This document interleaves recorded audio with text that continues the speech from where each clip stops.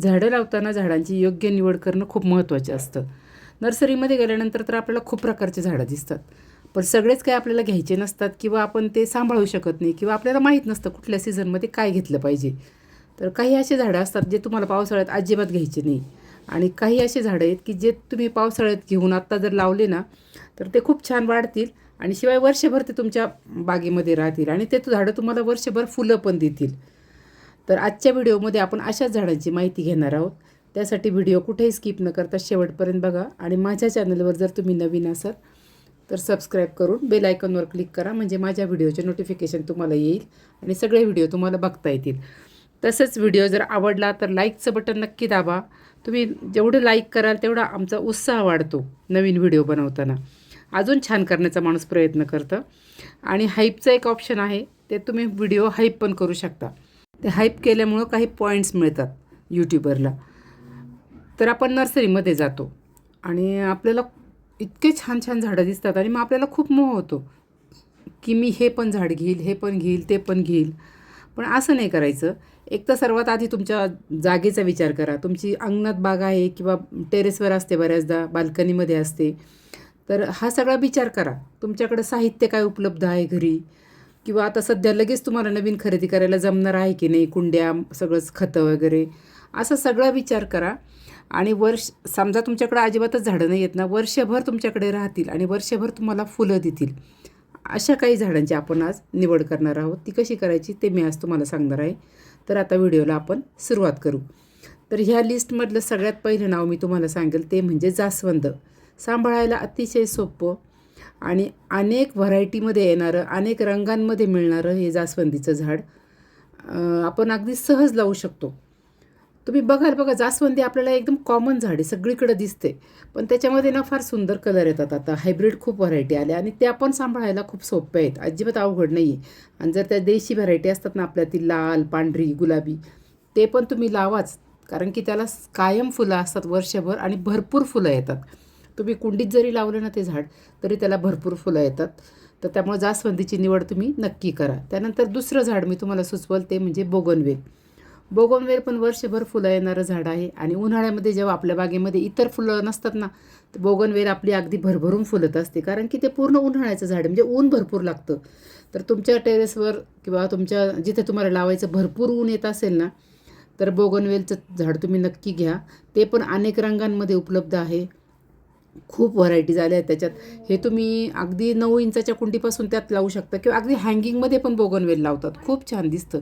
असे लोंबतात त्याच्या फांद्यांना, तर फार सुंदर दिसतं हँगिंग कुंड्यांमध्ये पण ते. अगदी कुंपण म्हणून सुद्धा तुम्ही बोगनवेल लावू शकता, कारण की त्याला जे काटे असतात ना, त्यामुळे ते कुंपणासाठी पण बरेच जण लावतात. त्याच्यानंतर आता पुढचं झाड आपण तिसरं बघू, ते म्हणजे मोगरा. सगळ्यांचा आवडता सुवासिक असा मोगरा. तर मोगऱ्याचा आता सीझन आहे, मोगऱ्याला आता भरभरून फुलं येत आहेत. त्यामुळे तुमच्याकडे जर नसेल मोगरा तर तुम्ही आत्ता मोगरा खरेदी करून आणला ना, तर तुम्हाला अक्षरशः कळ्यांसह मोगरा मिळेल. भरपूर फुलं असलेले किंवा भरपूर कळ्या असलेलं मोगऱ्याचं तयार रूप तुम्हाला मिळेल. तर मोगरा तुम्ही नक्की लावा. आपल्याला देवाला वाहण्यासाठी पण याचा खूप उपयोग होतो किंवा घरामध्ये तुम्ही असे पॉटमध्ये वगैरे ठेवू शकता. आणि मोगरासुद्धा अगदी छोट्या कुंडीपासून मोठ्या कुंडीपर्यंत तुम्हाला लावता येतो झाडाच्या साईजप्रमाणे. त्यामुळे मोगरा तुम्ही नक्की आणा. त्याच्यानंतर चौथं झाड मी तुम्हाला सुचवलं ते म्हणजे गुलाब. फुलांचा राजा गुलाब. गुलाब तर म्हणजे प्रत्येक वर्षी खरेदी करायचीच गोष्ट आहे, कारण की गुलाब खूप टिकत नाही. हे हायब्रिड गुलाब आहेत ना, बऱ्याचदा फंगसने आपले मरतात. त्यामुळे मी सुद्धा अगदी दरवर्षी गुलाब घेत असते. 4 गुलाब घेतले त्यातले 2 तरी जातात आणि मग परत नवीन कलर ॲड करायचे असतात.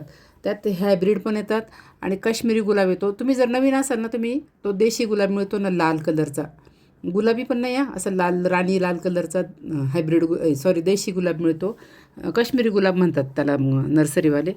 तो अगदी तुमच्याकडं, हा बघा, हा, याला एवढे फुलं येतात ना, तर हा गुलाब तुम्ही निवडा. अगदी भरपूर फुलं येतील त्याला तुम्हाला आणि सांभाळायला हे झाड तुमच्याकडं 4, 5, 10 वर्ष पण राहू शकतं. आता पुढचं झाड आहे असं सुंदर, अगदी छोटे छोटे पांढरे फुलं आणि सुवासिक झाड आहे बरं का हे. तर हे आहे मधुकामिनीचं झाड. तर हे मधुकामिनीचं झाड तुम्ही नक्की घ्या, कारण की याला एकतर वर्षभर फुलं असतात.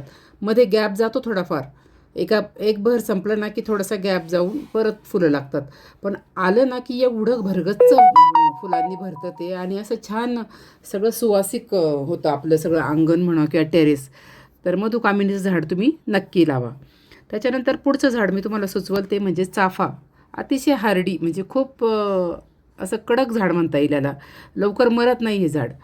तर याच्यात एवढे सुंदर सुंदर कलर येतात ना, तर ते तुम्ही जमिनीत पण लावू शकता, असं कुंडीत पण अगदी सहज वाढवता येतं आणि छान वाढतं बघा कुंडीत. आता माझ्याकडचे हे कुंडीतलेच झाडं आहेत.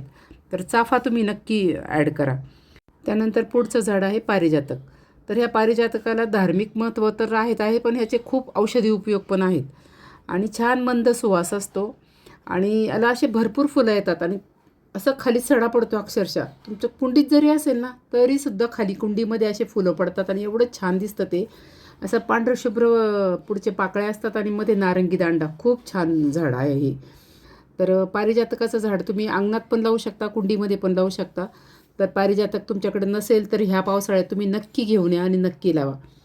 त्याच्यानंतर पुढचं झाड मी तुम्हाला सुचवल ते म्हणजे लिली. ही रेन लिली म्हणतात याला. रेन लिली म्हणजे अक्षरशः पाऊस पडला ना की ही लिली फुलते.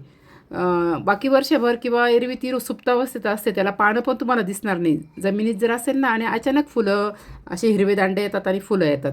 खूप सुंदर पावसाळ्याचं झाड आहे हे. पावसाचं पाणी मिळालं ना की याचे फुलं उमलायला सुरुवात होते.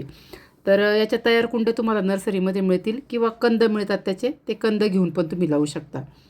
त्याच्यानंतर पुढचं झाड अगदीच वाढवायला सोपं आणि आजकाल खूप ट्रेंडमध्ये असलेलं झाड म्हणजे जेड प्लांट. याला कुबेर प्लांट म्हणतात, लकी प्लांट म्हणतात. हे झाड घरात लावल्यामुळे घरामध्ये सकारात्मकता येते किंवा सुखसमृद्धी येते असे म्हणतात आणि त्याच्यामुळे बरेच जण आता हे झाड म्हणजे लावतात. तुम्हाला बऱ्याच ठिकाणी गेलात ना तर हे झाडाची ओळख तुम्हाला लकी प्लांट म्हणून करून देतील.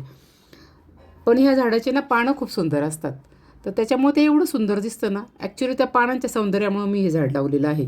तसेच त्याच्या फांद्या खूप लवचिक असतात, त्याच्यामुळे त्याला तुम्ही अनेक आकार देऊ शकता. माझे व्हिडिओ जर तुम्ही बघत असाल ना तर जेड प्लांटचे अनेक आकारामध्ये जेड प्लांट माझ्याकडे आहे किंवा मी त्यांना ते आकार दिलेले आहेत. आणि हे झाड सांभाळणं इतकं सोपं आहे ना. हे एक तर सक्युलंट प्रकारातलं झाड आहे, पण खूप हार्डी आहे. नाही तर बाकीचे सक्युलंट तुम्ही आत्ता अजिबात घेऊ नका, पण हे जेड प्लांट तुम्ही घेऊ शकता. पण त्याला पाणी खूप कमी लागतं. एक 15 दिवस तुम्ही ह्या झाडाला पाणी नका देऊ तरी पण ते राहील. त्यामुळे ज्यांना वेळ नाही किंवा बागकामाची हौस आहे पण खूप बिझी असतात त्यांनी तर हे झाड अवश्य खरेदी करावं. तर आता ही काही मी ठराविक झाडं तुम्हाला सांगितलेली आहेत की जी तुमच्याकडं वर्षभर राहतील. एकदा लावलं ना की तुम्हाला परत परत ते लावायला नाही लागणार. एखादं झाड खराब झालं तर ते अर्थात आपण घेतो, गुलाबासारखं झाड. बाकी इतर झाडं तुमच्याकडं वर्षानुवर्ष राहतील. शिवाय कटिंगपासून याची तुम्ही अनेक रोपं तयार करू शकता. आणि सर्वात महत्त्वाचा मुद्दा म्हणजे आपल्या भारतीय हवामानासाठी अगदी योग्य असणारी ही झाडं आहेत. हे म्हणजे आपल्याकडे ही सहज वाढतात.